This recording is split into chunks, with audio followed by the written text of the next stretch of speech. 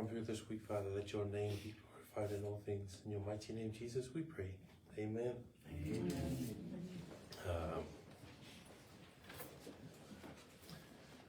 Good morning, everyone. Good morning. So, yeah, things was kind of backwards there. Anywho, yeah, so Psalms 119. You can turn our Bibles to Psalms 119. Salamo, serau se fulmari. It's reminding us that the author for this particular psalm is unknown. The time period is between 10,010 and 930 BC. The audience is the Israelites, and it is what they call an acrostic poem. Yeah, you can search that up for yourselves. Stated simply, an acrostic poem is one in which the specific letters of each line spell out the main idea of the poem. Typically, the first letter of each line, when placed in order, spells out a word that encompasses the feeling or the meaning of the poem. It is the longest psalm, has 176 verses, which are divided into 22 stanzas, 8 verses in each. One for each of the 22 letters or characters that make up the Hebrew alphabet. So if you have your Bibles, if I can have the Samoan community, please read from Salamo, Serau se fulmariva. Mai tato fai tau mai le amatanga, mai le fai pumomo, se ia o valu fa mulmole lava. Amu ia ia. Amu ia o sauna tona. O e savani tula tona. Amu ia tona o e tausia tula tona. O e sai ia te ia maloto atoa. E le fai o e la tose meleana. E savani la to yohana.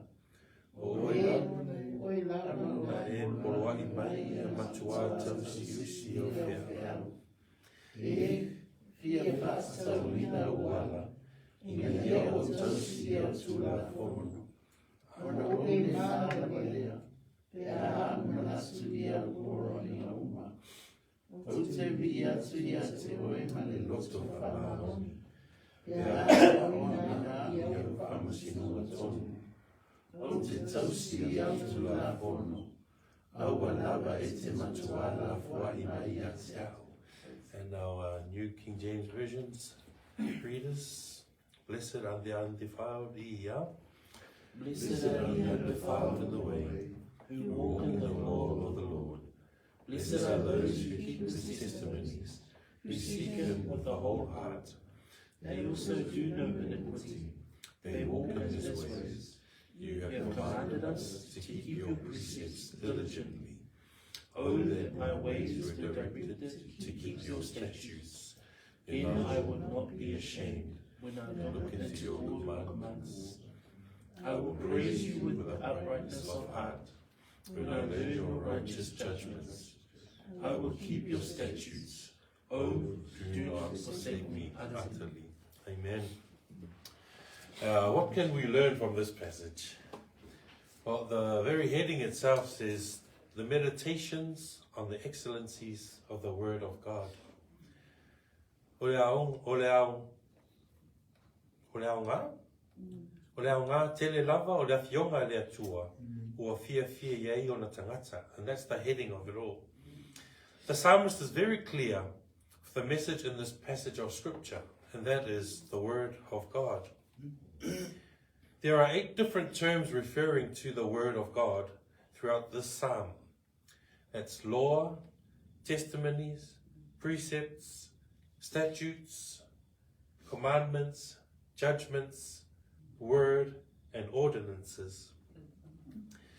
The writer expresses his appreciation for the goodness, mercies, faithfulness, righteousness, and character of God, and in doing so stands in awe of the Word of God. You can find that in this very verse, this very chapter, but verse 161. Oro manino fe au oro mai el faisalamu nei fas foi upu. Oro na afionga ia po le upo le atua. Ese I tua ingoa o loo whaangoa e whaamatala i nei le upo le atua nei Salmo. O tū la fono, o ala, o whiau, o whaamasinonga tonu. Psalm 119 is the profound truth that the Word of God is all sufficient. It is an expansion of Psalm 19, verse 7 to verse 9. Salamos se laus fuluiva, o se upu moni lo loto, e whamatala ina ai le ato ato le upo le atua. Ma o se whaalaute le ina al salamo se lau, o I salamo se fulmaleiva, alona whai upu e fitu se ia o le iwa. E ma whaina na su e tato tuspa ia hawan mone. Salamo se fulmaleiva, whai upu e fitu se ia o le iwa.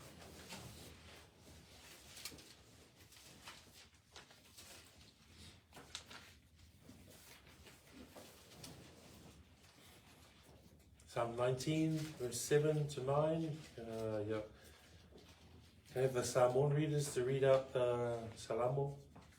E sakutu la fono a Yehova ia. E sakutu la fono a Yehova. E whaapusia mai ai e ana. E whamaoni polo a inga Yehova.